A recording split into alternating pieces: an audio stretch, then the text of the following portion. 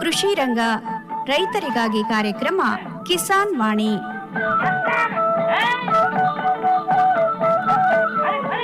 ಈ ಕಾರ್ಯಕ್ರಮದ ಪ್ರಾಯೋಜಕರು ಭಾರತ ಸರ್ಕಾರದ ಕೃಷಿ ಹಾಗೂ ರೈತರ ಕಲ್ಯಾಣ ಮಂತ್ರಾಲಯ.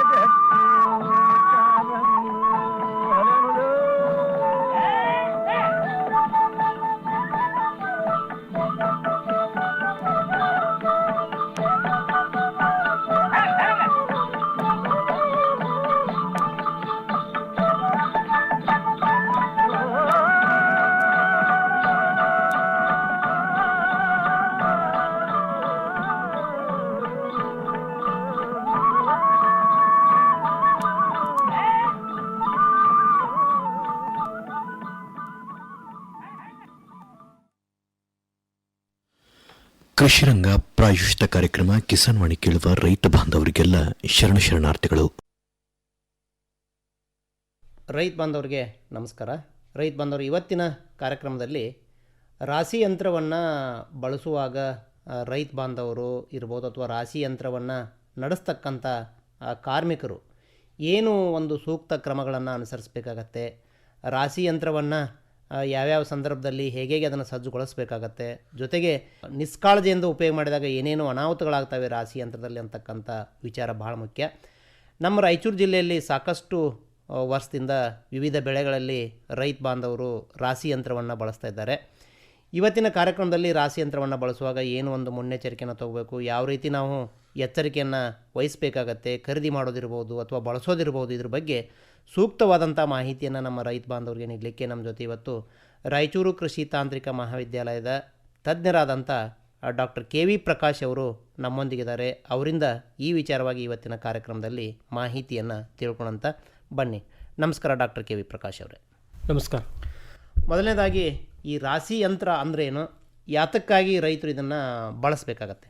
ಸಾಮಾನ್ಯವಾಗಿ ಈ ನಮ್ಮ ಕರ್ನಾಟಕ ರಾಜ್ಯದಲ್ಲಿ ರೈತರು ವಿವಿಧ ಬಗೆಯ ಬೆಳೆಗಳನ್ನು ಬೆಳೀತಾ ಇದ್ದಾರೆ. ಕಟಾವು ಮಾಡಿದ ಮೇಲೆ ನಾವು ಏನಂತಂದರೆ ಈ ನಂತರದ ಬೀಜಗಳನ್ನು ಬೇರ್ಪಡಿಸಬೇಕಾಗ್ತದೆ. ಸಾಮಾನ್ಯವಾಗಿ ಬೀಜ ಮತ್ತು ಹೊಟ್ಟು ಬೇರ್ಪಡಿಸುವ ಯಂತ್ರಕ್ಕೆ ನಾವು ರಾಶಿ ಯಂತ್ರ ಅಥವಾ ಒಕ್ಕಣೆ ಯಂತ್ರ ಅಂತ ಹೇಳ್ತಾ ಇದ್ದೀವಿ. ಇತ್ತೀಚಿನ ದಿನಗಳಲ್ಲಿ ರಾಶಿ ಮಾಡುವ ಕೆಲಸಕ್ಕಾಗಿ ಒಕ್ಕಣೆ ಯಂತ್ರವನ್ನು ಬಳಸುತ್ತಿರುವರು. ವಿವಿಧ ಬೆಳೆಗಳಿಗೆ ಅನುಗುಣವಾಗಿ ಸಾಮಾನ್ಯವಾಗಿ ರೈತರು ಈ ರಾಶಿ ಯಂತ್ರ ಅಥವಾ ಒಕ್ಕಣೆ ಯಂತ್ರವನ್ನು ಬಳಸ್ತಾ ಇದ್ದಾರೆ. ನಮ್ಮ ಕರ್ನಾಟಕ ರಾಜ್ಯದ ರಾಯಚೂರು ಜಿಲ್ಲೆಯಲ್ಲಿ ವಿವಿಧ ಬೆಳೆಗಳಾದ ಜೋಳ, ಭತ್ತ, ಹೆಸರು, ಮೆಕ್ಕೆಜೋಳ, ತೊಗರಿ, ಸೂರ್ಯಪಾನ ರಾಶಿಯನ್ನು ಒಕ್ಕಣೆ ಯಂತ್ರದ ಮೂಲಕ ಮಾಡ್ತಾ ಇರ್ತಾರೆ ಅಂತ ಕಂಡುಬಂದಿದೆ. ಈಗ ರಾಶಿ ಮಾಡುವ ಕೆಲಸಕ್ಕಾಗಿ ಒಕ್ಕಣೆ ಯಂತ್ರವನ್ನು ಯಾವ ರೀತಿ ಬಳಸಬೇಕು, ಅದರ ಕಾರ್ಯವೈಖರಿ ಬಗ್ಗೆ ವಿವರವಾಗಿ ರೈತರಿಗೆ ಮಾಹಿತಿಯನ್ನು ಮಾಡಬೇಕು. ಸಾಮಾನ್ಯವಾಗಿ ವಿವಿಧ ಬೆಳೆಗಳಿಗೆ ಅನುಗುಣವಾಗಿ ಮಾರುಕಟ್ಟೆಯಲ್ಲಿ ನಮಗೆ ಈ ರಾಶಿ ಯಂತ್ರಗಳು ಅಥವಾ ಒಕ್ಕಣೆ ಯಂತ್ರಗಳು ಸಿಗ್ತಾ ಇರ್ತವೆ. ಒಂದೇ ರಾಶಿ ಯಂತ್ರವನ್ನು ರೈತರು ಬಳಸಿದಾಗ ನಾವು ಬೇರೆ ಬೇರೆ ಬೆಳೆಗಳಿಗೆ ಅದನ್ನು ಬಳಸ್ಬೋದಾಗಿದೆ. ಸಾಮಾನ್ಯವಾಗಿ ಬಹುಬಳೆ ಒಕ್ಕಣೆ ಅಥವಾ ರಾಶಿ ಯಂತ್ರವನ್ನು ಈ ನಾವು ಟ್ರ್ಯಾಕ್ಟರ್ ಚಾಲಿತ ಅಥವಾ ಇಂಜಿನ್ ಚಾಲಿತವಾಗಿರ್ತಕ್ಕಂಥ ಒಂದು ರಾಶಿ ಯಂತ್ರವನ್ನು ಬಳಸಬೇಕಾಗ್ತದೆ. ಸಾಮಾನ್ಯವಾಗಿ ನಾವು ಖರೀದಿ ಮಾಡುವ ಸಂದರ್ಭದಲ್ಲಿ ಕೂಡ ನಾವು ಅದರಲ್ಲಿ ಇರ್ತಕ್ಕಂಥ ಒಂದು ISI ಅಥವಾ BIS ಗುರುತಿರ್ತಕ್ಕಂಥ ರಾಶಿ ಯಂತ್ರವನ್ನು ಖರೀದಿಸಬೇಕು. ರಾಶಿ ಯಂತ್ರದ ಕಾರ್ಯವೈಖರಿ ಬಗ್ಗೆ ನಾವು ವಿವರವಾಗಿ ರೈತರಿಗೆ ಮಾಹಿತಿ ನೀಡೋದೇನೆಂದರೆ, ಸಾಮಾನ್ಯವಾಗಿ ರಾಶಿ ಯಂತ್ರದಲ್ಲಿ ಪ್ರಮುಖವಾಗಿ ಅದರಲ್ಲಿ ತಿರುಗುವ ಒಂದು ಡ್ರಮ್ ಇರ್ತದೆ.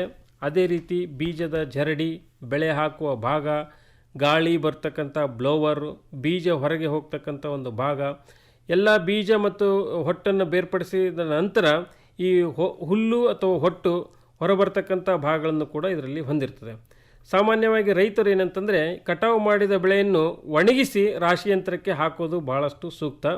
ಈ ರಾಶಿ ಯಂತ್ರದಲ್ಲಿ ನಾವು ಬೆಳೆಯನ್ನು ಹಾಕಿದಾಗ ಏನಾಗ್ತದೆ ಅಂದರೆ ಆ್ಯಕ್ಚುಲಿ ಅಲ್ಲಿ ನಮಗೆ ಘರ್ಷಣೆಯಿಂದಾಗಿ ಬೀಜ ಮತ್ತು ಹೊಟ್ಟು ಈ ಯಂತ್ರದಲ್ಲಿ ಬೇರ್ಪಡ್ತಾವೆ. ಆ ರೀತಿ ಆಗೋದ್ರಿಂದ ಏನಾಗ್ತದೆ ಅಂತಂದರೆ ಸಾಮಾನ್ಯವಾಗಿ ಈ ತಿರುಗುವ ಡ್ರಮ್ಮು ಏನಿರುತ್ತೆ ಅದರಲ್ಲಿ ಈ ರಾಶಿ ಯಂತ್ರದಲ್ಲಿ ಅದರಲ್ಲಿ ಏನಂತಂದರೆ ಅದು ಸುಮಾರಾಗಿ 300ರಿಂದ 400 RPM ಅಂತ ಹೇಳ್ತೀವಿ. ಆ ಒಂದು RPMನಲ್ಲಿ ತಿರುಗುವ ಡ್ರಮ್ಮು ತಿರುಗ್ತಾ ಇರ್ತದೆ. ಅಲ್ಲಿ ಕಾನ್ಕೇವ್ ಕ್ಲಿಯರೆನ್ಸ್ ಅಂದರೆ ನಾವು ಅದರ ಒಂದು ಬೀಜವನ್ನು ಮತ್ತು ಈ ಹೊಟ್ಟನ್ನು ಬೇರ್ಪಡಿಸ್ಬೇಕಾದ್ರೆ ಅಲ್ಲಿ ಕಾನ್ಕೇವ್ ಕ್ಲಿಯರೆನ್ಸ್ ಇರ್ತಕ್ಕಂಥ ಒಂದು ಗ್ಯಾಪನ್ನು ನಾವು ಮೇಂಟೈನ್ ಮಾಡಬೇಕಾಗ್ತದೆ. ಅವಾಗ ಏನಾಗ್ತದೆ, ಆ ರಾಶಿ ಯಂತ್ರದಲ್ಲಿ ಘರ್ಷಣೆ ಆಗ್ತದೆ. ನಾವು ತೆನೆ ಅಥವಾ ಬೆಳೆಯನ್ನು ಹಾಕಿದಾಗ ಘರ್ಷಣೆ ಆಗೋದ್ರಿಂದ, ಅದೇ ರೀತಿ ರಾಶಿ ಯಂತ್ರದಲ್ಲಿ ಒಂದು ಬ್ಲೋವರ್ ಗಾಳಿ ಬರ್ತಕ್ಕಂಥ ಒಂದು ಯಂತ್ರದ ಒಂದು ಭಾಗವನ್ನು ಕೂಡಿಸಿದ್ದಾರೆ. ಅದರಲ್ಲಿ ಕೂಡ ಏನಾಗ್ತದೆ ಅಂತಂದರೆ 800ರಿಂದ 900 RPM ವೇಗದಲ್ಲಿ ಅದು ತಿರುಗ್ತಾ ಇರ್ತದೆ. ಸೊ ಆ ರೀತಿ ಆಗೋದ್ರಿಂದ ಏನಾಗ್ತದೆ, ಘರ್ಷಣೆಯ ನಂತರ ಬೀಜ ಮತ್ತು ಹೊಟ್ಟು ಎರಡೂ ಒಂದೇ ಸಲ ಕೆಳಗಡೆ ಒಂದು ಜರಡಿ ಭಾಗಕ್ಕೆ ಬೀಳ್ತದೆ. ಆ ಸಂದರ್ಭದಲ್ಲಿ ಏನಾಗ್ತದೆ ಅಂತಂದರೆ ಈ ಬ್ಲೋವರ್ ಅಥವಾ ಗಾಳಿ ಬರ್ತಕ್ಕಂಥ ಒಂದು ಒತ್ತಡದಿಂದ ಈ ಹೊಟ್ಟು ಮತ್ತು ಅಥವಾ ಕಡ್ಡಿ ಕಸ ಏನಾಗ್ತದೆ ಹೊರಬರ್ತದೆ. ಸ್ವಚ್ಛವಾದ ಬೀಜಗಳನ್ನು ನಾವು ಬೀಜದ ಜರಡಿ ಮೇಲೆ ಬೀಳ್ತದೆ. ತದನಂತರ ನಾವು ಅವನ್ನ ಚೀಲಗಳಿಗೆ ತುಂಬಬಹುದು. ಈಗ ಒಂದೇ ಒಕ್ಕಣೆ ಯಂತ್ರವನ್ನು ವಿವಿಧ ಬೆಳೆಗಳಿಗೆ ಅಂದರೆ ರಾಶಿ ಮಾಡಲಿಕ್ಕೆ ಬಳಸ್ಬೋದಾ? ಹೇಗೆ ಒಕ್ಕಣೆ ಯಂತ್ರ ಸರಿಯಾಗಿ ಕೆಲಸ ಮಾಡಬೇಕಾದ್ರೆ ಯಾವ ಕ್ರಮಗಳನ್ನು ಕೈಗೊಳ್ಳಬೇಕಾಗತ್ತೆ? ಸಾಮಾನ್ಯವಾಗಿ ವಿವಿಧ ಬೆಳೆಗಳಿಗೆ ಅನುಗುಣವಾಗಿ ರಾಶಿ ಯಂತ್ರಗಳು ನಮಗೆ ಮಾರುಕಟ್ಟೆಯಲ್ಲಿ ಸಿಗ್ತವೆ. ಆದರೆ ಬಹುಬೆಳೆ ಅಂದರೆ ಮಲ್ಟಿಪರ್ಪಸ್ ಅಂತ ನಾವೇನು ಹೇಳ್ತೀವಿ, ಬಹುಬೆಳೆ ಒಕ್ಕಣೆ ಯಂತ್ರವನ್ನು ನಾವು ಖರೀದಿಸಿದಾಗ ವಿವಿಧ ಬೆಳೆಗಳಿಗೆ ಅನುಗುಣವಾಗಿ ನಾವು ರಾಶಿ ಯಂತ್ರದಲ್ಲಿ ಪ್ರಮುಖವಾದ ಒಂದು ಹೊಂದಾಣಿಕೆಗಳನ್ನು ಮಾಡಬೇಕಾಗ್ತದೆ. ಈ ರಾಶಿ ಯಂತ್ರದಲ್ಲಿ ಕಾನ್ಕೇವ್ ಅಂತರ ಅಂತ ಏನಿರ್ತದೆ, ಅದೇ ರೀತಿ ತಿರುಗುವ ವೇಗ ಮತ್ತು ಬೀಜಗೆ ತಕ್ಕಂತೆ ನಾವು ಜರಡಿಯ ಮಾದರಿಗಳನ್ನು ನಾವು ಗಮನಿಸಬೇಕಾಗ್ತದೆ. ಸಾಮಾನ್ಯವಾಗಿ ನಮ್ಮ ರೈತರು ಏನಂತಂದರೆ ಜೋಳ ರಾಶಿ ಮಾಡಲಿಕ್ಕೆ, ಭತ್ತ ರಾಶಿ ಮಾಡಲಿಕ್ಕೆ ಬೇರೆ ಬೇರೆ ವಿವಿಧ ಮಷಿನ್ಗಳನ್ನು ಕೂಡ ಬಳಸ್ತಾ ಇದ್ದಾರೆ. ಕಟಾವು ಮಾಡಿದ ಬೆಳೆ ಏನಾಗಿರ್ತದೆ ಅದರಲ್ಲಿ ಈ ತೇವಾಂಶ ಇರ್ತದೆ. ಆ ತೇವಾಂಶ ಏನಂತಂದರೆ ಪ್ರಮುಖವಾಗಿ ಡ್ರಮ್ ತಿರುಗುವ ವೇಗ ಮತ್ತು ಜರಡಿಗಳನ್ನು ಆಗಾಗ ಬೆಳೆಗಳಿಗೆ ತಕ್ಕಂತೆ ನಾವು ಬಳಸಬೇಕಾಗ್ತದೆ. ಈ ಒಂದು ಸಂದರ್ಭದಲ್ಲಿ IS ಕೋಡ್ ಅಥವಾ ನಾವು BIS ಕೋಡ್ ಅಂತ ಒಂದು ಏನು ನಮ್ಮ ಭಾರತೀಯ ಇದರಲ್ಲಿ ನಾವು ಹೇಳ್ತಾ ಇರ್ತೀವಿ, ಅದರಲ್ಲಿ ಒಂದು ನಂಬರನ್ನು ಕೊಟ್ಟಿದ್ದಾರೆ ನಮಗೆ. ಆ ನಂಬರ್ ಅಂದರೆ ISI ಕೋಡ್ ಹೆಂಗೆ ನಾವು ಬೇರೆ ಬೇರೆ ವಸ್ತುಗಳನ್ನು ಖರೀದಿ ಮಾಡಿದಾಗ ISI ಕೋಡ್ ಅಂತ ಏನು ಹೇಳ್ತಾ ಇರ್ತೀವಿ, ಅದೇ ರೀತಿ ನಮ್ಮ ಈ ರಾಶಿ ಯಂತ್ರಕ್ಕೆ 11691 1986ರಲ್ಲಿ ಒಂದು ರಾಶಿ ಯಂತ್ರದ ಯಾವ ರೀತಿ ಇರಬೇಕಂತ ಇರ್ತಕ್ಕಂಥ ಒಂದು ಕಾನೂನುಗಳನ್ನು ಮಾಡಿದ್ದಾರೆ. ಆ ರಾಶಿ ಯಂತ್ರದ ಪ್ರಕಾರ ಅಂದರೆ ನಾವು ರಾಶಿ ಯಂತ್ರವನ್ನು ಪ್ರಮುಖವಾಗಿ ಬಳಸಿದಾಗ ಅದರ ಸಾಮರ್ಥ್ಯ ಅಂದರೆ ಬೀಜ ಮತ್ತು ಏನು ಹೊಟ್ಟು ಇರ್ತದೆ ಕಂಪ್ಲೀಟ್ ಆಗಿ ನಮಗೆ ರಾಶಿಯ ಒಕ್ಕಣೆ ಸಾಮರ್ಥ್ಯ 99ರಷ್ಟು ನಮ್ಗೆ ಸ್ವಚ್ಛವಾದ ಬೀಜಗಳು ನಮಗೆ ಸಿಗಬೇಕು. ಅದೇ ರೀತಿ ಆ ಸ್ವಚ್ಛತೆ ಅಂದರೆ ಮತ್ತು ಕಸ ಕಡ್ಡಿ ಅದರಲ್ಲಿ ನಮಗೆ ಇರಬಾರ್ದು. ಆ ಒಂದು ಸಂದರ್ಭದಲ್ಲಿ ಕೂಡ 98%ನಷ್ಟು ಸ್ವಚ್ಛತೆ ನಾವು ಬೀಜದಲ್ಲಿ ಕಂಡ್ಕೋಬೇಕು. ಅದೇ ರೀತಿ ಈ ರಾಶಿ ಯಂತ್ರದಲ್ಲಿ ನಾವು ತೆನೆ ಅಥವಾ ಬೆಳೆಯನ್ನು ಹಾಕಿದಾಗ 2% ಬೀಜ ಕೂಡ ಒಡಿಬಾರದು. ಬೀಜ ಒಡೆದ್ರೆ ಏನಾಗ್ತದೆ, ನಮಗೆ ಮಾರುಕಟ್ಟೆಯಲ್ಲಿ ಅದರ ಒಂದು ಬೆಲೆ ಕಡಿಮೆ ಆಗುತ್ತೆ. ಅದೇ ರೀತಿ 3% ಬೀಜ ಹೊಟ್ಟಿನ ಜೊತೆ ಅಂದರೆ ನಾವೇನು ಕಡ್ಡಿ ಅಥವಾ ಕಸ ಏನು ಬರುತ್ತೆ ನಮ್ಮ ರಾಶಿ ಯಂತ್ರದ ಮೂಲಕ ಹೊರಬರಲಿಕ್ಕೆ, ಅದರಲ್ಲಿ ಕೂಡ ನಾವು 3% ಅಂದರೆ ನಮ್ಮ ರಾಶಿ ಆಗಿರ್ತಕ್ಕಂಥ ಒಂದು 3% ಬೀಜ ಕೂಡ ಆ ಕಸ ಅಥವಾ ಕಡ್ಡಿ ಜೋಡಿ ಮೂಲಕ ಹೊರ ಬರಬಾರದು. ಅಂದ್ರೆ ಒಟ್ಟಿನಲ್ಲಿ ಹೇಳ್ಬೋದಾದ್ರೆ ಈ ರಾಶಿ ಯಂತ್ರ ನಾವು ಏನು ಸರಿಯಾದ ಕೆಲಸಗಳನ್ನು ಮಾಡಬೇಕಾದ್ರೆ ಪ್ರಮುಖವಾದ ಒಂದು ಹೊಂದಾಣಿಕೆಗಳನ್ನು ಇಲ್ಲಿ ಮಾಡಲೇಬೇಕಾಗುತ್ತೆ. ಅಂದರೆ ISI ಕೋಡ್ 11691 ಈ ಒಂದು ಕೋಡಿನ ಮುಖ್ಯ ಅಂಶ ಅಂತಂದ್ರೆ ಇವೆಲ್ಲ ಒಂದು ಲಕ್ಷಣಗಳು ರಾಶಿ ಯಂತ್ರದಲ್ಲಿ ಇರಬೇಕು. ಇದರ ಪ್ರಕಾರ ಇರಬೇಕು. ಇನ್ನು ಕೃಷಿ ಯಾಂತ್ರೀಕರಣದಲ್ಲಿ ರಾಶಿ ಯಂತ್ರದ ಪ್ರಾಮುಖ್ಯತೆ ಏನಂತೀರಿ? ಎಲ್ಲ ಬಗೆಯ ರೈತರು ರಾಶಿ ಯಂತ್ರವನ್ನು ಖರೀದಿಸಬಹುದಾ? ಹೇಗೆ ಏನು ಹೇಳಲಿಕ್ಕೆ ಇಷ್ಟಪಡ್ತೀರಿ? ರೈತ ಬಾಂಧವರಿಗೆ ಬಹಳ ಒಳ್ಳೆಯ ಪ್ರಶ್ನೆಯನ್ನು ಕೇಳಿದ್ದೀರಿ. ಇತ್ತೀಚಿನ ದಿನಗಳಲ್ಲಿ ಈ ಕೃಷಿ ಯಾಂತ್ರೀಕರಣ ಅಂದರೆ ನಮ್ಮ ಕೃಷಿ ಕೆಲಸದ ಚಟುವಟಿಕೆಗಳಿಗೆ ಸಾಕಷ್ಟು ರೀತಿಯ ಕೃಷಿ ಯಂತ್ರೋಪಕರಣಗಳು ಮಾರುಕಟ್ಟೆಯಲ್ಲಿ ದೊರಕ್ತಾ ಇರ್ತವೆ. ಆ ಕೃಷಿ ಯಂತ್ರೋಪಕರಣ ಒಂದು ಭಾಗದಲ್ಲಿ ಈ ರಾಶಿ ಯಂತ್ರ ಅಥವಾ ಒಕ್ಕಣೆ ಯಂತ್ರ ಕೂಡ ಬಹಳಷ್ಟು ಪ್ರಾಮುಖ್ಯತೆಯನ್ನು ಪಡೆದಿದೆ. ಈ ರೈತ ಬಾಂಧವರಿಗೆ ಎಲ್ಲ ಗೊತ್ತಿರ್ಬೋದು, ಇತ್ತೀಚಿನ ದಿನಗಳಲ್ಲಿ ನಮಗೆ ಈ ಕೂಲಿ ಆಳುಗಳ ಸಮಸ್ಯೆ ಬಹಳಷ್ಟು ಕಂಡು ಬಂದಿದೆ. ರೈತರು ಕೂಡ ಸಾಕಷ್ಟು ಕೃಷಿ ಯಂತ್ರೋಪಕರಣವನ್ನು ಬಳಸ್ತಿದ್ರೂ ಕೂಡ ಒಕ್ಕಣೆ ಕೆಲಸಕ್ಕಾಗಿ ರೈತರು ಸಾಮಾನ್ಯವಾಗಿ ರಾಶಿ ಯಂತ್ರಗಳನ್ನು ಬಳಸ್ತಾ ಇರೋದು ಕಂಡು ಬಂದಿದೆ. ಈ ಕೃಷಿ ಯಾಂತ್ರೀಕರಣದಲ್ಲಿ ರಾಶಿ ಯಂತ್ರವು ಸುಮಾರು 70ರಿಂದ 80ರಷ್ಟು ಯಶಸ್ಸು ಕಂಡಿದೆ. ಅಂದರೆ ನಾವು ಇದನ್ನು ಹೇಳಲಿಕ್ಕೆ ಏನು ಇಷ್ಟಪಡ್ತೀವಿ ಅಂತಂದರೆ, ನಮ್ಮ ಕರ್ನಾಟಕ ರಾಜ್ಯದಲ್ಲಿ ಯಾವುದೇ ಒಂದು ಬೆಳೆಯನ್ನು ಬೆಳೆದರೂ ಕೂಡ ಆ ಒಂದು ರಾಶಿ ಮಾಡ್ತಕ್ಕಂಥ ಒಂದು ಕೆಲಸಕ್ಕೆ ಒಕ್ಕಣೆ ಯಂತ್ರವನ್ನು ಬಳಸೋದು ಬಹಳಷ್ಟು ಅನುಕೂಲವಾಗಿದೆ ಹಾಗೂ ಅವಶ್ಯಕವಾಗಿದೆ. ಇಂಥ ಒಂದು ಸಂದರ್ಭದಲ್ಲಿ ನಾವು ಸಣ್ಣ ರೈತರು ಇರ್ಬೋದು ಅಥವಾ ದೊಡ್ಡ ರೈತರು ಇರ್ಬೋದು, ಯಾವುದೇ ಒಂದು ಭೂ ಹಿಡುವಳಿ ರೈತರಿಗೆ ಅನುಗುಣವಾಗಿ ಈ ನಾವು ರಾಶಿ ಯಂತ್ರಗಳನ್ನು ಬಳಸಬಹುದಾಗಿದೆ. ಉದಾಹರಣೆಗಾಗಿ ಈ ನಮ್ಮ ಬೆಳೆಗಳಲ್ಲಿ ಬೆಳೀತಕ್ಕಂಥ ಒಂದು ಭೂಮಿಯ ಗಾತ್ರ ಅಂದ್ರೆ ರೈತರು ಏನು ತಮ್ಮದು ಹೊಲ ಇರ್ತದೆ 10 ಹೆಕ್ಟೇರ್ ಇರ್ತಕ್ಕಂಥ ಒಂದು ಏರಿಯಾದಲ್ಲಿ ರೈತರು ಏನಾದರೂ ಬೆಳೆ ಏನಾದರೂ ಬೆಳೆದ್ರೆ ಆ ರಾಶಿ ಯಂತ್ರದ ಒಂದು ಗಾತ್ರ ಅಥವಾ ನಾವು ಏನಾದ್ರು ಪವರ್ ಕನ್ಸಂಪ್ಷನ್ ಅಂತ ಹೇಳ್ತೀವಿ 3.7 ಕಿಲೋವ್ಯಾಟ್ ಸಾಮರ್ಥ್ಯ ಇರ್ತಕ್ಕಂಥ ಒಂದು ರಾಶಿ ಯಂತ್ರವನ್ನು ನಾವು ಖರೀದಿ ಮಾಡಬೇಕಾಗ್ತದೆ. ಅಂಥ ಒಂದು ಸಂದರ್ಭದಲ್ಲಿ ರಾಶಿ ಯಂತ್ರ ತನ್ನಷ್ಟಕ್ಕೆ ತಾನೇ ಅದು ಯಾವುದೇ ರೀತಿ ಕೆಲಸ ಮಾಡೋದಿಲ್ಲ. ಆ ರಾಶಿ ಯಂತ್ರ ಕೆಲಸ ಮಾಡಬೇಕಾದ್ರೆ ಸಾಮಾನ್ಯವಾಗಿ ನಾವು ವಿದ್ಯುತ್ ಮೋಟಾರ್ ಅಥವಾ ಡೀಸೆಲ್ ಇಂಜಿನ್ ಅದರಲ್ಲಿ ನಾವು ಶಕ್ತಿ ಮೂಲವಾಗಿ ಬಳಸಬೇಕಾಗ್ತದೆ. ಸಾಮಾನ್ಯವಾಗಿ ನಾನು ಹೇಳಿದಂಗೆ 3.7 ರಾಶಿ ಯಂತ್ರದ ಒಂದು ಗಾತ್ರ ಏನಾದರೂ ಇತ್ತಂದರೆ ಆ ಒಂದು ಶಕ್ತಿ ಮೂಲ ಅಥವಾ ಇಂಧನ ಮೂಲವನ್ನಾಗಿ ನಾವು 3.7 ಇರ್ತಕ್ಕಂಥ ಒಂದು ವಿದ್ಯುತ್ ಮೋಟಾರನ್ನು ಬಳಸ್ಬೋದು, ಅಥವಾ 5.5 ಡೀಸೆಲ್ ಇಂಜಿನ್ ಇರ್ತಕ್ಕಂಥ ಒಂದು ಯಂತ್ರವನ್ನು ಕೂಡಿಸಿ ಆ ರಾಶಿ ಯಂತ್ರವನ್ನು ನಡೆಸಬಹುದಾಗಿದೆ. ಇದು 3.7 5.5 ಅಂದ್ರೆ ಏನದು ಶಕ್ತಿ ಅಂದ್ರೆ ಕಿಲೋವ್ಯಾಟ್ ಅಂತೀರ ಅಥವಾ ಏನದು ಸಾಮರ್ಥ್ಯ? ರಾಶಿ ಯಂತ್ರದ ಸಾಮರ್ಥ್ಯವನ್ನು ನಾವು ಕಿಲೋವ್ಯಾಟ್ ನಲ್ಲಿ ಹೇಳ್ತಾ ಇದ್ದೀವಿ. ಕಿಲೋವ್ಯಾಟ್ ಯಾಕಂತಂದ್ರೆ ರಾಶಿ ಯಂತ್ರ ಸಾಮಾನ್ಯವಾಗಿ ಎಷ್ಟು ಪವರ್ ಶಕ್ತಿಯನ್ನ ಕನ್ಸಂಪ್ಷನ್ ಮಾಡ್ತದೆ, ತಗೊಳ್ತದೆ. ಈಗ ಸಾಮಾನ್ಯವಾಗಿ ಲೈಟು, ಬಲ್ಬು, ಫ್ಯಾನ್ಗಳನ್ನು ನಾವು ಉರಿಸಿದಾಗ ಅದರಲ್ಲಿ ನಮಗೆ 40 ವ್ಯಾಟು, 50 ವ್ಯಾಟು, 100 ವ್ಯಾಟ್ ಇರ್ತಕ್ಕಂಥ ಒಂದು ಸಾಮರ್ಥ್ಯ ಇರ್ತದೆ. ಅದೇ ರೀತಿ ಈ ರಾಶಿ ಯಂತ್ರವನ್ನು ನಾವು ಕೆಲಸ ಮಾಡಿಸ್ಬೇಕಾದ್ರೆ ಅದು ಎಷ್ಟು ಸಾಮರ್ಥ್ಯ ಇರ್ತಕ್ಕಂಥ ಒಂದು ಗಾತ್ರವನ್ನು ನಾವು ಅರಿತುಕೋಬೇಕಾಗ್ತದೆ. ಆ ಒಂದು ಕಿಲೋವ್ಯಾಟ್ ಇರ್ತಕ್ಕಂಥ ಸಾಮರ್ಥ್ಯದ ಅನುಗುಣವಾಗಿ ನಾವು ಒಂದು ರಾಶಿ ಯಂತ್ರವನ್ನು ಬಳಸಬೇಕಾಗ್ತದೆ. ಅಂದ್ರೆ ಅಲ್ಲಿ ಬಳಸ್ತಕ್ಕಂಥ ಮೋಟಾರ್ನ ಸಾಮರ್ಥ್ಯ. ಇನ್ನು 10 ಹೆಕ್ಟರ್ಗಿಂತ ಜಾಸ್ತಿ ಇತ್ತಪ್ಪ ಅಂತಂದ್ರೆ ಈಗ ಕೆಲವೊಬ್ಬರು ರೈತರು ಏನು ಮಾಡ್ತಾರೆ, ಒಂದು ರಾಶಿ ಯಂತ್ರವನ್ನು ತೊಗೊಂಡು ಅದನ್ನು ಬಾಡಿಗೆ ನಡೆಸ್ತಾ ಇರ್ತಾರೆ. 100 ಎಕರೆ 150 ಎಕರೆ ತನಕ ಬಾಡಿಗೆ ಹೊಡಿತಿರ್ತಾರೆ. ಅಂಥವ್ರಿಗೆ ಯಾವ ಒಂದು ಮಷಿನ್ ಎಷ್ಟು ಸಾಮರ್ಥ್ಯ ತೊಗೊಳ್ಳೋದು ಒಳ್ಳೇದಂತಿರ್ತಾವೆ ಹೇಗೆ? ಈಗ ನಮ್ಮ ಹೊಲದ ಗಾತ್ರ ಹಿಡುವಳಿ ರೈತರೇನಿದ್ದಾರೆ 10 ಹೆಕ್ಟೇರ್ ಭೂ ಪ್ರದೇಶಕ್ಕಿಂತ ಬೆಳೆ ಏನಾದರೂ ಹೆಚ್ಚಾಗಿ ಬೆಳೀತಿದ್ರೆ ಸಾಮಾನ್ಯವಾಗಿ 20 ಹೆಕ್ಟೇರು ಅಥವಾ ನಮಗೆ 30 ಹೆಕ್ಟೇರ್ ಇರ್ತಕ್ಕಂಥ ಒಂದು ಪ್ರಮಾಣದ ಭೂಮಿಯ ಗಾತ್ರ ಹೆಚ್ಚಾದಂತೆ ನಾವು ರಾಶಿ ಯಂತ್ರದ ಗಾತ್ರವನ್ನು ಕೂಡ ನಾವು ಹೆಚ್ಚಾಗಿ ಬಳಸಬೇಕಾಗ್ತದೆ. ಸೊ ಆ ಒಂದು ಸಂದರ್ಭದಲ್ಲಿ ಸುಮಾರಾಗಿ 20 ಹೆಕ್ಟೇರ್ ಭೂ ಪ್ರದೇಶದಲ್ಲಿ ನಾವು ಏನಾದರೂ ಬೆಳೆ ಬೆಳೆದಿದ್ರೆ, ಜೋಳ ಇರ್ಬೋದು ಅಥವಾ ಭತ್ತ ಇರ್ಬೋದು, ಯಾವುದೇ ಒಂದು ಭೂ ಪ್ರದೇಶದಲ್ಲಿ ನಾವು ಬೆಳೆದಿದ್ರೆ ಆ ಒಂದು ಸಂದರ್ಭದಲ್ಲಿ 7.5 ಕಿಲೋವ್ಯಾಟ್ ಸಾಮರ್ಥ್ಯ ಇರ್ತಕ್ಕಂಥ ಒಂದು ರಾಶಿ ಯಂತ್ರವನ್ನು ನಾವು ಬಳಸಬೇಕಾಗ್ತದೆ. ಈ ಥರದ ಕಿಲೋವ್ಯಾಟ್ ಸಾಮರ್ಥ್ಯ ಇರ್ತಕ್ಕಂಥ ರಾಶಿ ಯಂತ್ರಗಳು ನಮಗೆ ಮಾರುಕಟ್ಟೆಯಲ್ಲಿ ಸುಲಭವಾಗಿ ದೊರಕ್ತವೆ. ಅಂಥ ಒಂದು ಸಂದರ್ಭದಲ್ಲಿ ರಾಶಿ ಯಂತ್ರವನ್ನು ಖರೀದಿ ಮಾಡಿದಾಗ ಆವಾಗ ಅದಕ್ಕೆ ನಾವು ವಿದ್ಯುತ್ ಮೋಟಾರನ್ನಾದರೂ ಕೂಡಿಸ್ಬೋದು ಅಥವಾ ಡೀಸೆಲ್ ಇಂಜಿನನ್ನು ಸಾಮಾನ್ಯವಾಗಿ ಕೂಡಿಸ್ಬೋದು. ಈ ಒಂದು 20 ಹೆಕ್ಟೇರ್ ಪ್ರದೇಶದಲ್ಲಿ ಏನು ರೈತರು ಬೆಳೆ ಬೆಳೀತಾರೆ ಆ ಒಂದು ಸಂದರ್ಭದಲ್ಲಿ ಸಾಮಾನ್ಯವಾಗಿ ಕರೆಂಟ್ ಅಥವಾ ವಿದ್ಯುತ್ ನಮಗೆ ಸುಲಭವಾಗಿ ಸಿಗ್ತಾ ಇದ್ದರೆ ಅಂಥ ಒಂದು ಸಂದರ್ಭದಲ್ಲಿ ರಾಶಿ ಯಂತ್ರವನ್ನು ನಡೆಸಬೇಕಾದ್ರೆ 7.5 ಕಿಲೋವ್ಯಾಟ್ ಇರ್ತಕ್ಕಂಥ ವಿದ್ಯುತ್ ಮೋಟಾರ್ನ ನಾವು ಅಳವಡಿಸ್ಬೋದು. ಅಥವಾ ವಿದ್ಯುತ್ ಅಭಾವದ ಕೊರತೆ ಕಂಡು ಬಂದರೆ 15ರಿಂದ 18 ಕಿಲೋವ್ಯಾಟ್ ಇರ್ತಕ್ಕಂಥ ಒಂದು ಡೀಸೆಲ್ ಇಂಜಿನನ್ನು ನಾವು ರಾಶಿ ಯಂತ್ರದಲ್ಲಿ ಕೂಡಿಸಿ ಆ ರಾಶಿ ಯಂತ್ರವನ್ನ ಮುಂದೆ ನಾವು ನಡೆಸ್ಕೊಂಡು ಹೋಗಬೇಕಾಗ್ತದೆ.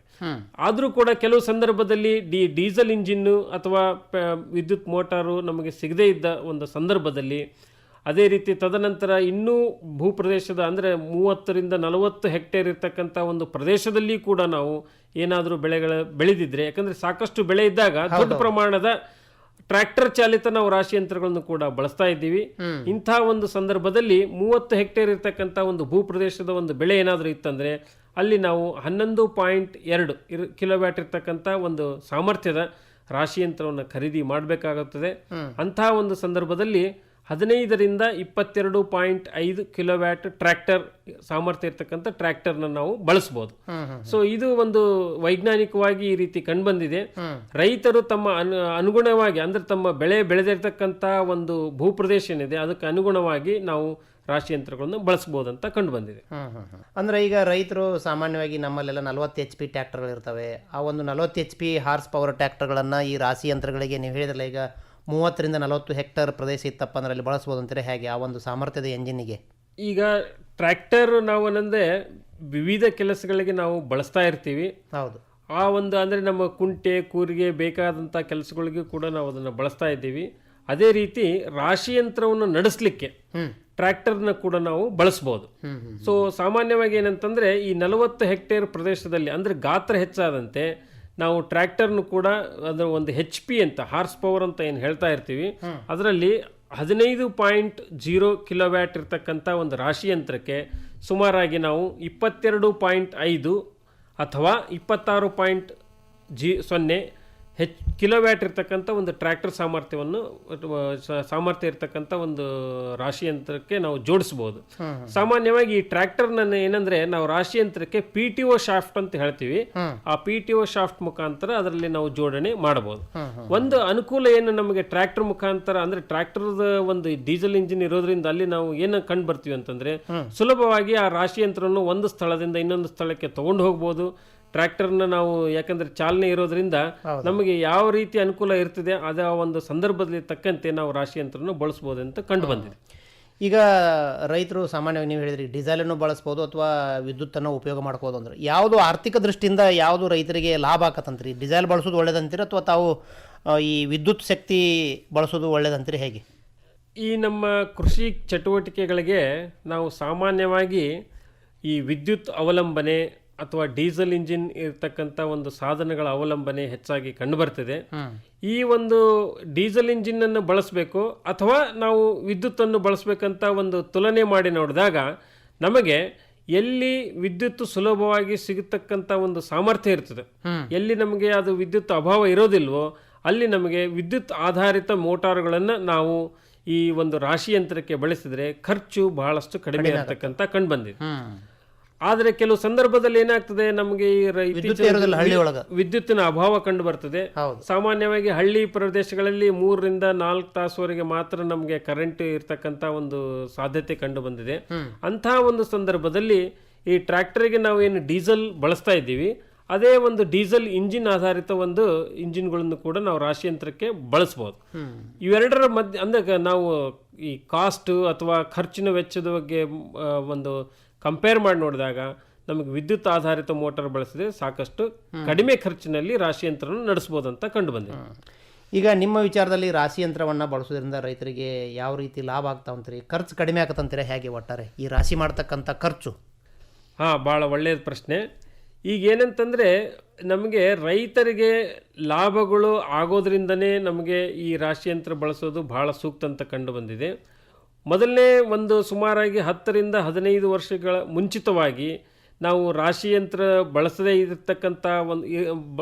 ಇರ್ತಕ್ಕಂಥ ಒಂದು ಸಂದರ್ಭದಲ್ಲಿ ನಾವು ಟ್ರ್ಯಾಕ್ಟರ್ ಅಡಿಯಲ್ಲಿ ಅಥವಾ ರೋಡ್ಗಳಲ್ಲಿ ಹಾಕಿ ಈ ತೆನೆ ಬೆಳೆಯನ್ನು ನಾವು ಗಾಲಿಗಳ ಮುಖಾಂತರ ಓಡಾಡಿಸಿ ನಂತರ ನಾವು ರಾಶಿ ಮಾಡ್ತಕ್ಕಂಥ ಒಂದು ಕೆಲಸವನ್ನು ನೋಡ್ತಾ ಇದ್ವಿ.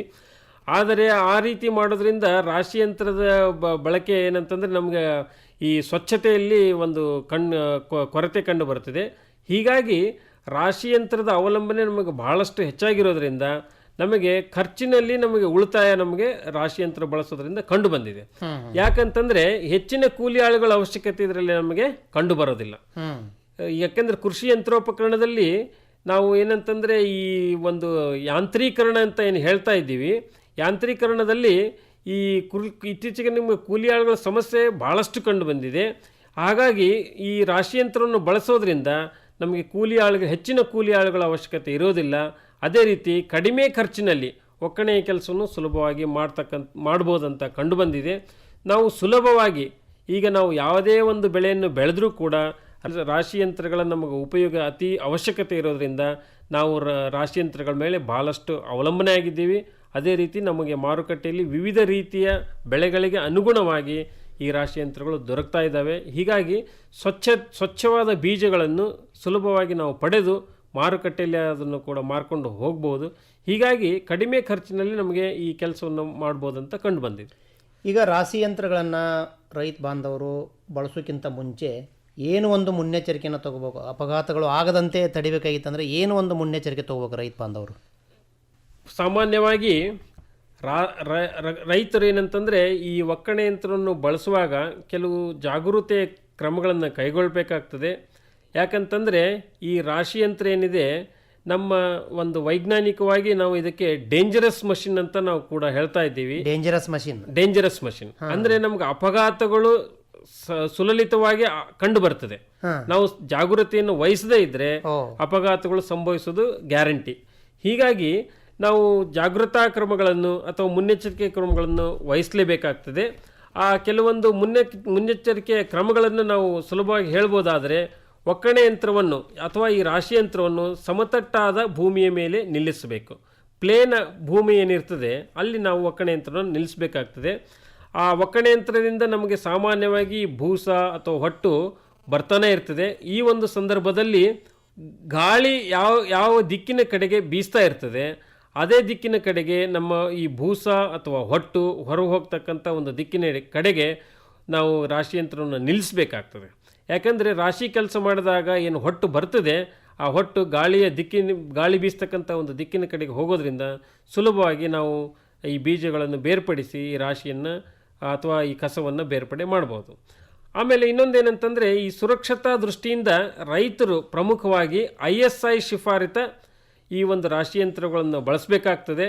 ಆ ಒಂದು ISI ಶಿಫಾರಿತ ಅಂತಂದರೆ, ಈ ಬೆಳೆ ಅಥವಾ ತೆನೆಯನ್ನು ನಾವು ಏನು ರಾಶಿ ಯಂತ್ರದ ದ್ವಾರ ಇನ್ಲೆಟ್ ಅಂತ ಏನು ಹೇಳ್ತೀವಿ ಅಲ್ಲಿ ನಾವು ಬೆಳೆಯನ್ನು ಹಾಕಿದಾಗ ಆ ಇನ್ಲೆಟ್ ಇರ್ತಕ್ಕಂಥ ಅಂದರೆ ಬೆಳೆ ಹಾಕ್ತಕ್ಕಂಥ ಒಂದು ಸಾಧನೆ ಏನಿದೆ ಸುಮಾರಾಗಿ 90 ಸೆಂಟಿಮೀಟರ್ದಷ್ಟು ಉದ್ದ ಇರಬೇಕು.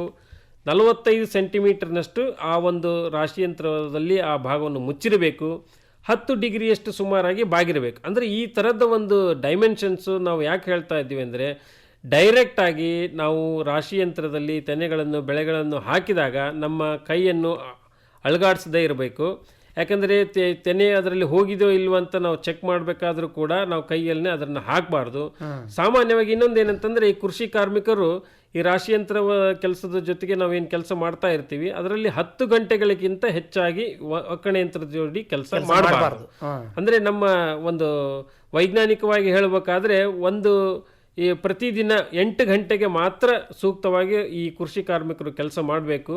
ಅದೇ ರೀತಿ 10 ಗಂಟೆಗಳು ಹೆಚ್ಚಿಗೆ ಕೆಲಸ ಮಾಡೋದ್ರಿಂದ ನಮಗೆ ದಣಿವು ಬರೋದಲ್ಲದೆ ಯಂತ್ರ ಚಾಲನೆಯಲ್ಲಿ ಕೂಡ ರೈತರು ಅಥವಾ ಈ ಕೃಷಿ ಕಾರ್ಮಿಕರು ಇತರ ಜೋಡಿ ಮಾತಾಡಬಾರ್ದು. ಯಾಕಂದ್ರೆ ಮಾತಾಡೋದ್ರಿಂದ ಏನಾಗ್ತದೆ, ಆ ಕೆಲಸ ಮಾಡ್ತಕ್ಕಂಥ ಒಂದು ಕಾನ್ಸಂಟ್ರೇಷನ್ ಒಂದು ನಮಗೆ ಕಡಿಮೆಯಾಗಿ ಆ ಕೃಷಿ ಯಂತ್ರ ಯಾವಾಗಲೂ ಕೆಲಸ ಮಾಡ್ತಾನೆ ಇರ್ತದೆ. ಆ ಒಂದು ಸಂದರ್ಭದಲ್ಲಿ ನಾವು ಮಾತುಕತೆಯನ್ನು ಇನ್ನಿತರ ಜೋಡಿ ಮಾತಾಡಿದಾಗ ಆ ಒಂದು ಸಂದರ್ಭದಲ್ಲಿ ನಮಗೆ ಅಪಘಾತ ಆಗ್ತಕ್ಕಂಥ ಒಂದು ಚಾನ್ಸ್ ಜಾಸ್ತಿ ಇರ್ತದೆ. ಇದನ್ನು ನಾವು ಕಡಿಮೆ ಮಾಡಲಿಕ್ಕೆ ಏನಂತಂದರೆ, ಮಾತಾಡ್ತಕ್ಕಂಥ ಒಂದು ವಿಷಯವನ್ನು ಅದರಲ್ಲಿ ಕಡಿಮೆ ಮಾಡಬೇಕು. ಅದೇ ರೀತಿ ಈ ಒಂದು ಒಕ್ಕಣೆ ಯಂತ್ರವನ್ನು ಉಪಯೋಗಿಸುವಾಗ ಕೆಲಸಗಾರರು ಸಾಮಾನ್ಯವಾಗಿ ಈ ಲೂಸ್ ಆಗಿರ್ತಕ್ಕಂಥ ತೋಳಿನ ಅಂಗಿ, ಕೈ ಗಡಿಯಾರ ಅಥವಾ ಹೆಂಗಳೆಯರು ಏನಂತಂದರೆ ಬಳೆಗೆ ಅಥವಾ ಧೋತ್ರ ಲೂಸ್ ಆಗಿರ್ತಕ್ಕಂಥ ಒಂದು ಬಟ್ಟೆಗಳನ್ನು ಕೂಡ ಹಾಕಬಾರ್ದು.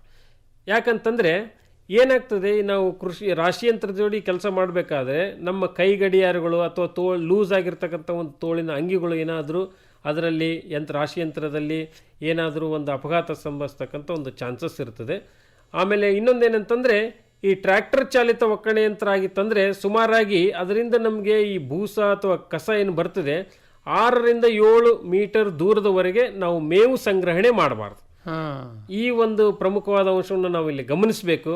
ಯಾಕಂತಂದರೆ ಆ ಒಂದು ಭೂಸ ಅಥವಾ ಒಂದು ಹೊಟ್ಟು ಏನು ನಮಗೆ ರಾಶಿ ಯಂತ್ರದಿಂದ ಬರ್ತದೆ ಆ ಒಂದು ಸಂದರ್ಭದಲ್ಲಿ ಏನಾದರೂ ಒಂದು ಅಚಾನಕ್ಕಾಗಿ ಅಥವಾ ನಾವು ಎಚ್ಚರಿಕೆ ವಹಿಸದೇ ಇದ್ದರೆ ಏನಾದರೂ ಒಂದು ಅಪಘಾತ ಸಂಭವಿಸ್ತಕ್ಕಂಥ ಒಂದು ಸಾಧ್ಯತೆ ಅದರಲ್ಲಿ ಕೂಡ ಹೆಚ್ಚಾಗಿರ್ತದೆ. ಅದೇ ರೀತಿ ಒಕ್ಕಣೆ ಕೆಲಸ ಮಾಡ್ತಕ್ಕಂಥ ಒಂದು ಸಂದರ್ಭದಲ್ಲಿ ಕೆಲಸಗಾರರು ಧೂಮ್ರಪಾನ, ಮದ್ಯಪಾನ ಕೂಡ ಮಾಡಬಾರ್ದು. ಹೆಚ್ಚಿಗೆ ಈಗ ಏನಾಗ್ತದೆ, ಕೆಲಸ ಮಾಡ್ತಕ್ಕಂಥ ಒಂದು ಸಂದರ್ಭದಲ್ಲಿ ಯಾಕಂದರೆ ನಾವು ಈ ಬೆಳೆಗಳ ಜೋಡಿ ಕೆಲಸ ಮಾಡೋದ್ರಿಂದ ಅಲ್ಲಿ ನಮಗೆ ಏನಾಗ್ತದೆ, ಈ ಒಂದು ಧೂಮ್ರಪಾನ ಮಾಡೋದ್ರಿಂದ ಅಥವಾ ಇನ್ನೊಂದು ಏನಾದರೂ ಒಂದು ಬೆಂಕಿ ಕಡ್ಡಿ ಇದರದ್ದು ಅವಶ್ಯಕತೆ ಅಲ್ಲಿ ಕಂಡು ಬಂತಂದರೆ ಏನಾದರೂ ಅಪಘಾತ ಸಂಭವಿಸ್ತಕ್ಕಂಥ ಒಂದು ಸಾಧ್ಯತೆ ಜಾಸ್ತಿ ಇರ್ತದೆ. ಅದೇ ರೀತಿ ರಾತ್ರಿ ವೇಳೆಯಲ್ಲಿ ಕೂಡ ಏನಾದರೂ ನಾವು ಕೆಲಸ ಮಾಡ್ತಕ್ಕಂಥ ಒಂದು ಅವಶ್ಯಕತೆ ಕಂಡು ಬಂದರೆ ಆ ರಾಶಿ ಯಂತ್ರಕ್ಕೆ ನಾವು ಸರಿಯಾದ ಒಂದು ಬೆಳಕಿನ ವ್ಯವಸ್ಥೆಯನ್ನು ಕೂಡ ಮಾಡಬೇಕಾಗ್ತದೆ. ಬೆಳಕಿನಲ್ಲಿ ನಾವು ಯಾಕೆಂದರೆ ಕತ್ತಲಲ್ಲಿ ಕೆಲಸ ಮಾಡಿದ್ರೆ ಅಪಘಾತಗಳು ಸಂಭವಿಸ್ತಕ್ಕಂಥ ಒಂದು ಸಾಧ್ಯತೆ ಜಾಸ್ತಿ. ಹೀಗಾಗಿ ಯಂತ್ರದ ಜೊತೆ ನಾವು ಕೆಲಸ ಮಾಡಬೇಕಾದ್ರೆ ರಾತ್ರಿಯ ಸಂದರ್ಭದಲ್ಲಿ ಮಾತ್ರ ಬೆಳಕಿನ ವ್ಯವಸ್ಥೆ ಮಾಡ್ಕೋಬೇಕು. ಅದೇ ರೀತಿ ಈ ಕೆಲವು ರಾಶಿ ಯಂತ್ರದ ಜೊತೆ ಕೆಲಸ ಮಾಡ್ತಕ್ಕಂಥ ಒಂದು ಸಂದರ್ಭದಲ್ಲಿ ಈ ತೆನೆ ಅಥವಾ ಬೆಳೆಯನ್ನು ನಾವು ಈ ರಾಶಿ ಯಂತ್ರಕ್ಕೆ ಹಾಕಿದಾಗ ಕೈಯಿಂದ ಆ ಬೆಳೆಯನ್ನು ರಾಶಿ ಯಂತ್ರದಲ್ಲಿ ದೂಕಬಾರ್ದು. ಅಲಕ್ಷ್ಯ ವಹಿಸಿದ್ರೆ ಏನಾಗ್ತದೆ, ಸಾಮಾನ್ಯವಾಗಿ ಈಗ ನಮ್ಮ ಕೈ ಬೆರಳು ಅಥವಾ ಮುಂಗೈ ಕತ್ತರಿಸಿ ಹೋಗ್ತಕ್ಕಂಥ ಒಂದು ಅಪಘಾತ ಸಂಭವಿಸ್ತವೆ. ಈ ರೀತಿ ಅಪಘಾತಗಳು ಸಾಕಷ್ಟು ಈ ರಾಶಿಯಂತ್ರದ ಮೂಲಕ ಆಗಿದ್ದಾವೆ. ಹೀಗಾಗಿ ಈ ನಾವು ರಾಶಿಯಂತ್ರವನ್ನು ಡೇಂಜರಸ್ ಮಷಿನ್ ಅಂತ ಹೇಳ್ತೀವಿ. ಆದರೆ ಕೆಲವು ಮುನ್ನೆಚ್ಚರಿಕೆಗಳನ್ನು ವಹಿಸಿದ್ರೆ ನಾವು ಒಂದು ಸುಲಲಿತವಾಗಿ ಈ ಒಂದು ಕೆಲಸವನ್ನು ಮಾಡ್ತಕ್ಕಂಥದ್ದು ಕಂಡು ಬಂದಿದೆ. ಅಂದರೆ ನೀವು ಹೇಳಿದಂಥ ಈ ಕೆಲವೊಂದು ಮುನ್ನೆಚ್ಚರಿಕೆಗಳನ್ನು ರೈತ ಬಾಂಧವರು ರಾಶಿ ಮಷೀನನ್ನು ಬಳಸುವಾಗ ತಗೋಬೇಕು. ಇನ್ನು ರಾಶಿ ಯಂತ್ರವನ್ನು ಖರೀದಿಯನ್ನು ಮಾಡಬೇಕಾದ್ರೆ ಕೃಷಿ ಇಲಾಖೆಯಿಂದ ಏನಾದರೂ ಸಹಾಯಧನ ಸಬ್ಸಿಡಿಗಳು ಸಿಗ್ತಾವ ಹೇಗೆ? ನಮ್ಮ ಘನವೆತ್ತ ಕರ್ನಾಟಕ ಸರ್ಕಾರ ಕೃಷಿ ಇಲಾಖೆಯ ಮುಖಾಂತರ ನಾವು ಈ ಒಂದು ರಾಶಿ ಯಂತ್ರವನ್ನು ಖರೀದಿ ಮಾಡ್ತಕ್ಕಂಥ ಒಂದು ಸಂದರ್ಭ ಬಂತಂದರೆ ಅಲ್ಲಿ ನಮಗೆ ವಿವಿಧ ರೈತರಿಗೆ ಅನುಗುಣವಾಗಿ ಸಾಮಾನ್ಯವಾಗಿ 50% ನಮಗೆ ಧನ ಸಹಾಯ ಅದರಲ್ಲಿ ಸಿಗ್ತದೆ. 50% ಸಬ್ಸಿಡಿ ರೂಪದಲ್ಲಿ ನಮಗೆ ಸಿಗ್ತದೆ. ಈ ಒಂದು ರಾಶಿ ಯಂತ್ರವನ್ನು ತಯಾರಕರು ಸಾಕಷ್ಟು ನಮಗೆ ಮಾರುಕಟ್ಟೆಯಲ್ಲಿ ಇರ್ತಾರೆ. ಒಂದು ಸಂದರ್ಭದಲ್ಲಿ ಅದನ್ನು ಖರೀದಿ ಮಾಡ್ತಕ್ಕಂಥ ರೈತರು, ಇಚ್ಛೆಯುಳ್ಳ ರೈತರು ಏನಂತಂದರೆ ಈ ಸಬ್ಸಿಡಿ ರೂಪದಲ್ಲಿ ಖರೀದಿ ಮಾಡಬೇಕಂದ್ರೆ ಹತ್ತಿರದ ಕೃಷಿ ಅಧಿಕಾರಿ, ಕೃಷಿ ಇಲಾಖೆಯ ಸಂಪರ್ಕಿಸಿ ಹೆಚ್ಚಿನ ಮಾಹಿತಿಯನ್ನು ನಾವು ಪಡ್ಕೋಬೇಕು. ಸಾಮಾನ್ಯವಾಗಿ ಏನಂತಂದರೆ ನಮ್ಮದು ಹೊಲದ ಇರ್ತಕ್ಕಂಥ ಪಾಣಿ ನಕಲು, ನಮ್ಮ ಫೋಟೋ ಮತ್ತು ನಾವು ಯಾವ ಬೆಳೆಗೆ ನಾವು ರಾಶಿಯಂತ್ರವನ್ನು ಬಳಸಬೇಕಾಗ್ತದೆ ಅಂತ ಅದರ ಮಾಹಿತಿಯನ್ನು ಅವ್ರಿಗೆ ಕೊಟ್ಟರೆ ಸೂಕ್ತವಾದ ರಾಶಿಯಂತ್ರವನ್ನು ಸಬ್ಸಿಡಿ ರೂಪದಲ್ಲಿ ಅಥವಾ ಸಹಾಯದ ರೂಪದಲ್ಲಿ ಅದನ್ನು ಪಡ್ಕೊಳ್ಳಿಕ್ಕೆ ನಮಗೆ ಸಹಾಯ ಆಗ್ತದೆ. ಈಗ ಒಕ್ಕಣಿ ಯಂತ್ರ ಇಲ್ಲ ಅಂತನ್ನುವಂಥ ರೈತರು ಅಥವಾ ರಾಶಿ ಮಾಡ್ತಕ್ಕಂಥ ಯಂತ್ರ ಕೆಲವೊಂದಿಷ್ಟು ಜನ ರೈತರಿಗೆ ಇರೋದಿಲ್ಲ, ಅಂಥವ್ರು ಬಾಡಿಗೆ ರೂಪದಲ್ಲಿ ಯಂತ್ರಗಳನ್ನು ಪಡಿಬೋದು ಅಂತಾರೆ. ಹೇಗೆ ಬಾಡಿಗೆ ಪಡೆದ್ರೆ ಯಾವ ರೀತಿ ಒಂದು ಬಾಡಿಗೆಯನ್ನು ಕೊಡಬೇಕಾಗತ್ತೆ ಇಲ್ಲೆಲ್ಲ? ಸಾಮಾನ್ಯವಾಗಿ ಈ ಒಂದು ಕರ್ನಾಟಕ ಸರ್ಕಾರ ಕೂಡ ಈ ಕೃಷಿ ಯಂತ್ರೋಪಕರಣಗಳನ್ನು ಹೆಚ್ಚಿನ ರೂಪದಲ್ಲಿ ರೈತರ ಸಹಾಯಕ್ಕಾಗಿ ವಿವಿಧ ಬಗೆಯ ಅನುಕೂಲತೆಗಳನ್ನು ಮಾಡಿದೆ. ಈಗೇನಂತಂದರೆ ಈ ಒಂದು ರಾಶಿಯಂತ್ರ ಕೂಡ ಆಯಾ ಭಾಗಕ್ಕೆ ತಕ್ಕಂತೆ ನಾವು ಬಳಸ್ಬೋದಾಗಿದೆ. ಈ ಒಂದು ಬಾಡಿಗೆ ರೂಪದಲ್ಲಿ ಅದನ್ನು ಆದಾಯ ರೂಪವಾಗಿ ನಾವು ಪಡಿಬೇಕಂತಂದರೆ ನಾವು ಒಂದು ಈ ಕರ್ನಾಟಕ ಸರ್ಕಾರ ಅಥವಾ ಕೃಷಿ ಇಲಾಖೆ ಏನು ಮಾಡಿದೆ, ಈ ಹೋಬಳಿ ಮಟ್ಟದಲ್ಲಿ ಕೆಲವು ಕೃಷಿ ಯಂತ್ರೋಪಕರಣಗಳನ್ನು ಕೊಟ್ಟಿದ್ದಾರೆ. ಅದನ್ನು ಅದೇ ರೀತಿ ಈ ರಾಶಿಯಂತ್ರ ಕೂಡ ನಮಗೆ ಆ ಒಂದು ಹೋಬಳಿ ಮಟ್ಟದಲ್ಲಿ ಸಿಗ್ತದೆ. ಈ ಕೃಷಿ ತಾಂತ್ರಿಕ ಮಹಾವಿದ್ಯಾಲಯ ರಾಯಚೂರು, ನಮ್ಮ ರಾಯಚೂರು ಕಾಲೇಜ್ ಜಿಲ್ಲೆಯಲ್ಲಿ ಕೃಷಿ ವಿಶ್ವವಿದ್ಯಾಲಯದಲ್ಲಿ ಏನು ಕಾಲೇಜ್ ಇದೆ, ಮಹಾವಿದ್ಯಾಲಯ ಇದೆ, ಇವರು ಕೂಡ ಸಾಕಷ್ಟು ಕೃಷಿ ಯಂತ್ರೋಪಕರಣಗಳನ್ನು ಅಭಿವೃದ್ಧಿ ಪಡಿಸಿದ್ದಾರೆ. ಬಾಡಿಗೆ ರೂಪದಲ್ಲಿ ಯಾಕಂತಂದರೆ ನಾವು ಆದಾಯ ಏನಾದರೂ ರೈತರು ಹೆಚ್ಚಿಸಬೇಕಾದ್ರೆ ನಾವು ಕೃಷಿ ಕೆಲಸಗಳ ಜೊತೆಗೆ ನಾವು ಯಂತ್ರೋಪಕರಣಗಳನ್ನು ಕೂಡ ಬಾಡಿಗೆ ರೂಪದಲ್ಲಿ ರೈತರು ಅದನ್ನು ಬಳಸ್ತಾ ಇದ್ದರೆ ನಮಗೆ ದಿನನಿತ್ಯದ ಆದಾಯನೂ ಕೂಡ ಇದರಲ್ಲಿ ಬಾಡಿಗೆಯನ್ನು ಕಂಡು ಬರ್ಬೋದು. ಸಾಮಾನ್ಯವಾಗಿ ಟ್ರ್ಯಾಕ್ಟರನ್ನು ನಾವೇನಂತಂದರೆ ಪ್ರತಿ ಗಂಟೆಗೆ ಒಂದು ಬೆಲೆಯನ್ನು ಕೊಡಬೇಕಾಗ್ತದೆ. ಅದೇ ರೀತಿ ರಾಶಿ ಯಂತ್ರವನ್ನು ಕೂಡ ನಾವು ಆ ಒಂದು ಬಾಡಿಗೆ ರೂಪದಲ್ಲಿ ಸುಮಾರಾಗಿ 1,000ದಿಂದ 1,500 ರೂಪಾಯಿವರೆಗೆ ಪ್ರತಿದಿನಕ್ಕೆ ನಾವು ಅದನ್ನ ಖರೀದಿ ಅಂದ್ರೆ ಬಾಡಿಗೆ ರೂಪದಲ್ಲಿ ಕೊಟ್ಟು ನಾವು ಆದಾಯವನ್ನು ಗಳಿಸಬಹುದು. ಈ ರೀತಿ ನಾವು ಬಾಡಿಗೆ ರೂಪ, ಯಾಕಂತಂದ್ರೆ ಕೃಷಿ ಯಂತ್ರೋಪಕರಣ ಬೆಲೆ ಹೆಚ್ಚಾಗಿರೋದ್ರಿಂದ ಯಾರು ನಮಗೆ ಈ ರೈತರು ಖರೀದಿ ಮಾಡಲಿಕ್ಕೆ ಶಕ್ಯ ಇಲ್ಲವೋ ಅಂತ ಒಂದು ಸಂದರ್ಭದಲ್ಲಿ ಬಾಡಿಗೆ ರೂಪದಲ್ಲಿ ನಾವು ಇದನ್ನ ಪಡ್ಕೊಂಡು ರೈತರು ಅದನ್ನು ಸುಲಲಿತವಾಗಿ ಬಳಸ್ಕೋಬಹುದು. ದಿನನಿತ್ಯದ ಆದಾಯದ ಕೂಡ ನಾವು ಪಡೆಯಬಹುದು ಅಂತ ಕಂಡು ಬಂದಿದೆ. ಒಮ್ಮೆ ರೈತರು ರಾಶಿ ಯಂತ್ರವನ್ನು ಖರೀದಿ ಮಾಡಿದ ಮೇಲೆ ಎಷ್ಟು ವರ್ಷವರೆಗೆ ಅದನ್ನು ಬಳಸ್ಬೋದು ಅಂತಿರ್ತಾವೆ? ಅದಕ್ಕೆ ಏನಾದರೂ ಬಳಸಬೇಕಾದ್ರೆ ಇಂತಿಷ್ಟೇ ಅವಧಿ ಇರುತ್ತಾ ಹೇಗೆ? ಸಾಮಾನ್ಯವಾಗಿ ರೈತರು ಈ ಒಂದು ರಾಶಿ ಯಂತ್ರವನ್ನು ಖರೀದಿ ಮಾಡಿದಾಗ ಸುಮಾರಾಗಿ 10 ವರ್ಷಗಳವರೆಗೆ ಸುಲಲಿತವಾಗಿ ನಾವು ಅದನ್ನು ಬಳಸಬಹುದಾಗಿ. ಮೇಂಟೆನೆನ್ಸ್ ಎಲ್ಲ ಸರಿ ಮಾಡಿ, ಮೇಂಟೆನೆನ್ಸ್ ಅಂದ್ರೆ ನಾವು ಅದಕ್ಕೆ ಪ್ರತಿ ವರ್ಷ, ಯಾಕಂದ್ರೆ ಬೆಳೆದಿರ್ತಕ್ಕಂಥ ಒಂದು ಸಂದರ್ಭದಲ್ಲಿ ನಾವು ಬೆಳೆಗಳ ಒಂದು ಬೀಜಗಳನ್ನು ಅಥವಾ ಇದನ್ನು ಪಡೆದ ಮೇಲೆ ಆ ರಾಶಿ ಯಂತ್ರವನ್ನು ನಾವು ಮೇಂಟೆನೆನ್ಸ್ ಮಾಡಲೇಬೇಕಾಗ್ತದೆ. ವಾರ್ಷಿಕವಾಗಿ ಸುಮಾರಾಗಿ 3 ರಿಂದ 4 ತಿಂಗಳ ಒಳಗೆ ಮಾತ್ರ ನಾವು ರಾಶಿ ಯಂತ್ರವನ್ನು ಬಳಸ್ತೀವಿ.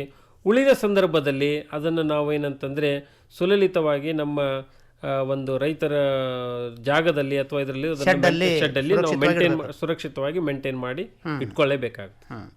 ಒಳ್ಳೆಯದು. ಡಾಕ್ಟರ್ ಕೆ ವಿ ಪ್ರಕಾಶ್ ಅವರು ಇದುವರೆಗೆ ಈ ರಾಶಿ ಯಂತ್ರವನ್ನು ರೈತ ಬಾಂಧವರು ಯಾವ ರೀತಿ ಬಳಸಬೇಕು, ಮುನ್ನೆಚ್ಚರಿಕೆನ ಏನು ತೊಗೋಬೇಕು, ಜೊತೆಗೆ ಖರೀದಿ ಮಾಡೋದಾಯ್ತು ಬಳಸೋದ್ರ ಬಗ್ಗೆ ಸಾಕಷ್ಟು ಮಾಹಿತಿಯನ್ನು ಕೊಟ್ಟರೆ. ನಮ್ಮ ರೈತ ಬಾಂಧವರು ವಿಶೇಷವಾಗಿ ನಮ್ಮ ಜಿಲ್ಲೆಯಲ್ಲಿ ಸಾಕಷ್ಟು ರೈತರು ರಾಶಿ ಯಂತ್ರವನ್ನು ಬಳಸ್ತಾ ಇರ್ತಾರೆ. ಖಂಡಿತ ಈ ಒಂದು ಮಾಹಿತಿ ಅವರಿಗೆ ಉಪಯೋಗ ಆಗುತ್ತೆ. ರೈತ ಬಾಂಧವರು ಇಂಥ ವಿಚಾರವನ್ನು ಗಮನಿಸಲಿ ಅಂತ ಹೇಳೋಣ. ಮಾಹಿತಿ ನೀಡಿದ್ದಕ್ಕೆ ಎಲ್ಲ ರೈತರ ಪರವಾಗಿ ತಮಗೆ ಧನ್ಯವಾದ. ನಮಸ್ಕಾರ. ನಮಸ್ಕಾರ. ನಮಸ್ಕಾರ. ನಮಸ್ಕಾರ. ನಮಸ್ಕಾರ. ನಮಸ್ಕಾರ.